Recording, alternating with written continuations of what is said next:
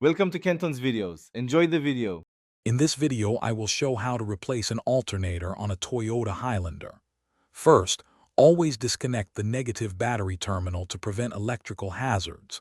Next, gather your essential tools, including various wrenches, sockets, and a specialized serpentine belt tool.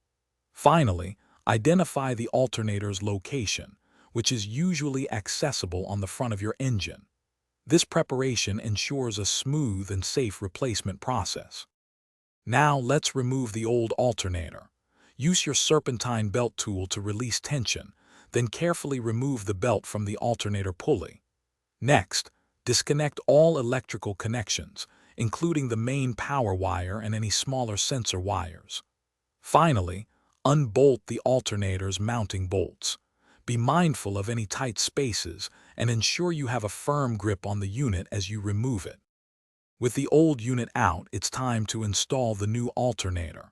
Carefully position the new alternator into its bracket and secure all mounting bolts, tightening them to specification. Reconnect all electrical wires, ensuring they are snug and properly seated. Finally, rethread the serpentine belt over all pulleys, using the tensioner tool to achieve the correct tension. Double-check all connections. For the final steps, reconnect the negative battery terminal firmly.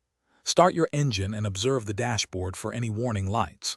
Use a multimeter to verify the charging voltage, which should ideally be between 13.5 and 14.5 volts. This confirms your new alternator is working correctly.